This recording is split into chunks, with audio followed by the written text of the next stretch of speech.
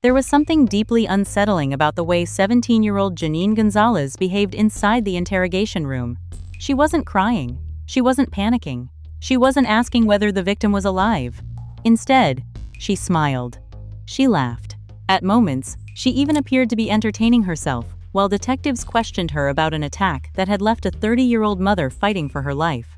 To an outside observer, it almost looked as if Janine believed she was completely safe, and in a way, she did.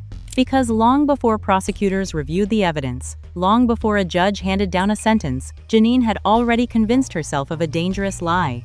She believed she was only an observer. She believed that holding a phone was different from holding responsibility. She believed that recording violence somehow placed her outside of it. But what Janine failed to understand was that modern crimes leave modern evidence. And sometimes the most devastating witness against a criminal is the criminal's own camera. This case is not simply about jealousy. It is not simply about murder. It is about a generation raised in a digital world where some people mistakenly believe that documenting an event is the same as being detached from it. Janine Gonzalez would eventually learn that lesson the hardest way possible, because the video she believed would protect her would ultimately become the evidence that destroyed her. The tragedy began with a young woman named Ashley Bocanegra. Ashley was 30 years old. She was a mother. Friends described her as hardworking, devoted to her children, and determined to build a better future. Like millions of people, she was navigating the complicated realities of relationships, work, and family, but she had no idea that her trust was about to be turned into a weapon against her. At the center of the story was Daniel Gonzalez. Daniel had been involved in a relationship with Ashley, while simultaneously maintaining a long-term relationship with his fiancée, Antonetta Stevens. When Antonetta discovered the affair, anger quickly transformed into obsession. But what happened next was not a spontaneous emotional reaction. It was a plan, a deliberate plan. While Daniel slept, Antonetta gained access to his phone. Instead of confronting Ashley directly, she used Daniel's identity. Messages were sent. Conversations were manipulated. Ashley was led to believe that Daniel urgently needed to see her. The messages appeared authentic because they came from the phone of someone she trusted. That trust became the trap.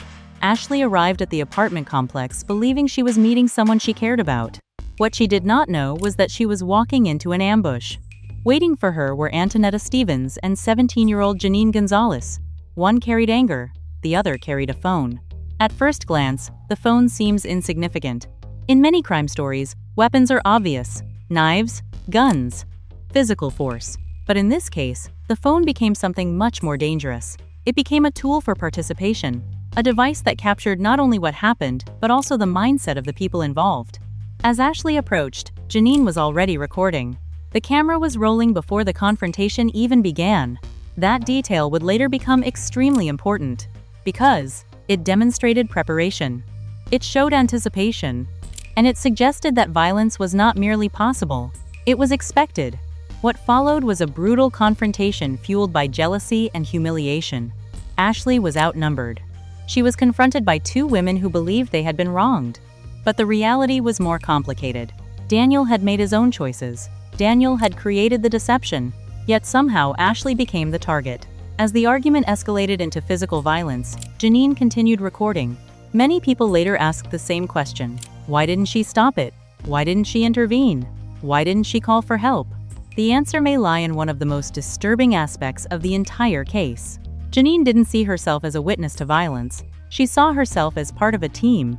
During her interrogation, she repeatedly referenced what she called girl code. To her, loyalty to Antonetta appeared more important than fairness, more important than accountability, and ultimately, more important than human life. This mindset created a dangerous moral distortion. Instead of asking whether the attack was right or wrong, Janine focused on who deserved loyalty. Once that happens, ethics begin to disappear. Violence becomes easier to justify. Cruelty becomes easier to celebrate, and tragedy becomes almost inevitable. Then came the moment that changed everything. A single exchange captured on video. A few words, but words powerful enough to redefine Janine's role forever. According to evidence presented by investigators, Antonetta turned toward Janine during the attack and asked a simple question: "Do you want any of this?" For a brief moment, Janine had a choice. She could remain a bystander. She could refuse. She could walk away. Instead, she answered with 2 words, "I do." Those 2 words may have been short, but legally and morally, they carried enormous weight, because that was the moment the illusion ended. The illusion that she was only filming. The illusion that she was uninvolved. The illusion that she was protected. The camera no longer belonged to a spectator. It belonged to a participant. From that moment forward, the line separating observer from attacker disappeared completely. And perhaps most importantly, Janine herself documented the transformation. Without realizing it, she recorded the exact moment she crossed from witness to accomplice. The phone that she believed made her untouchable was quietly preserving every second of her downfall. And before the day was over, a young mother would be fighting for her life. A family would begin to collapse. And a 17-year-old girl would start walking toward a prison sentence she could not yet imagine. If the attack itself was shocking, what happened afterward was even more disturbing. Because while Ashley Bocanegra was fighting for her life in a hospital bed, Janine Gonzalez was sitting in an interrogation room acting as though she had merely witnessed an argument. She laughed. She joked. She spoke casually. There was no visible urgency in her voice, no indication that she understood the gravity of the situation. To Janine, what had happened seemed like a fight, a little confrontation, a moment of drama between adults. But investigators had already begun comparing her version of events with something far more reliable: the video. The same video Janine had recorded herself. And unlike human memory, unlike excuses, unlike carefully crafted explanations, digital evidence does not become nervous. It does not forget. It does not change its story. Every second of the recording revealed a reality completely different from the one Janine described. During questioning, she repeatedly minimized her role. She suggested she barely touched Ashley. She implied she was mostly present as an observer. But the recording painted another picture entirely. A picture of encouragement, participation, escalation. The camera captured not only physical violence but emotional violence as well. Threats echoed through the audio. Insults were hurled at a woman who was already overwhelmed and outnumbered. The cruelty was not hidden. It was performed openly. And perhaps the most devastating detail was that nobody involved seemed interested in stopping the assault once it began. Instead, the atmosphere resembled a punishment being carried out, rather than a confrontation spiraling out of control. For prosecutors, this distinction mattered enormously. Because accidents happen, moments of panic happen, but sustained participation in violence tells a different story. The more investigators listened to the recording, the clearer it became that this was not a simple fight. This was an attack fueled by humiliation, anger, and a desire to make someone suffer. Yet while Janine continued trying to reduce her actions to not much, Ashley Bocanegra was leaving behind evidence of her own. Evidence that would become impossible to ignore. At the hospital, despite suffering catastrophic injuries, Ashley managed to communicate what had happened. One of her most important messages was sent to Janine Gonzalez. In that message, Ashley specifically identified Janine. She stated that Janine had kicked her in the back and chest. Think about that for a moment. A woman struggling with life-threatening injuries spent some of her final strength documenting the truth. She wanted people to know who had hurt her. She wanted a record. She wanted accountability. That message became something powerful, not because it was dramatic, but because it was consistent. It matched the physical evidence, it matched witness accounts, and it matched the video. When multiple pieces of evidence point in the same direction, investigators begin to see a complete picture. And that picture was devastating for both defendants. Medical findings revealed just how serious the assault had been. What Janine later described as relatively minor involvement was inconsistent with the injuries that Ashley suffered. The damage inside her body told a different story. A far more violent story. One that demonstrated how dangerous group assaults can become when anger replaces restraint.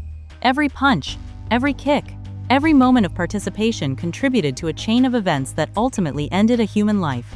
This is one of the most misunderstood aspects of violent crime. People often imagine responsibility belongs only to the person who throws the first punch, or the person who delivers the final blow. But the law frequently sees things differently.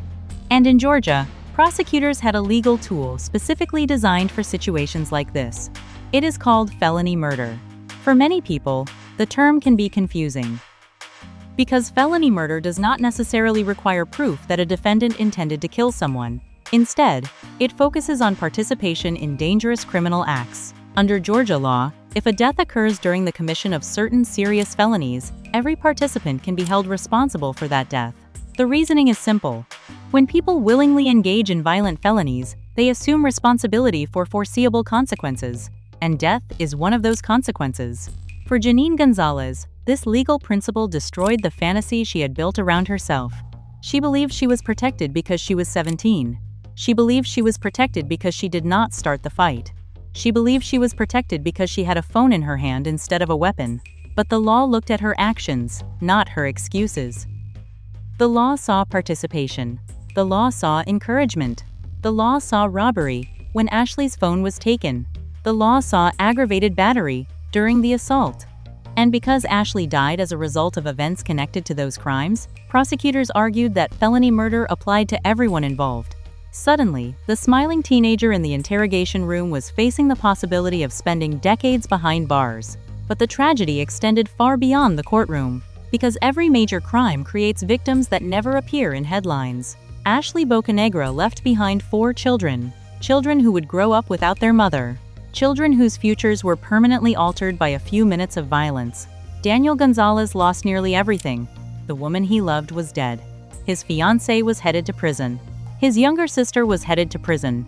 His children would grow up separated from their mother. Entire relationships collapsed under the weight of decisions made in anger. And perhaps that is what makes this case so haunting. Nobody truly won. The jealousy achieved nothing. The violence solved nothing.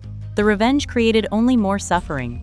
As the evidence continued to mount, both defendants faced a difficult reality. Going to trial carried enormous risks. The video existed. The text messages existed. The witness testimony existed. The medical evidence existed. The odds were not in their favor. Eventually, both women accepted plea agreements. Rather than risk life sentences under felony murder charges, they pleaded guilty to reduced charges that still carried severe consequences. The result was 20-year prison sentences. 20 years. For Janine Gonzalez, that punishment represented the collapse of every illusion she once believed. The illusion that recording a crime was different from participating in one. The illusion that age automatically shields people from accountability. The illusion that loyalty justifies violence. The illusion that actions captured on video can somehow be explained away. When she eventually leaves prison, the world will be very different. Years that should have been spent building a future will have been spent behind concrete walls. Meanwhile, Ashley's children will have grown into adults. Entire chapters of life will have passed, and none of it can be undone.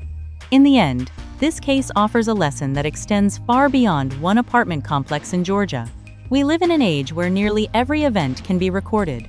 People document fights, arguments, crashes, crimes. Some even believe the camera protects them. But technology does not erase responsibility. It reveals it. A phone can capture evidence, a camera can preserve truth, but neither can transform participation into innocence.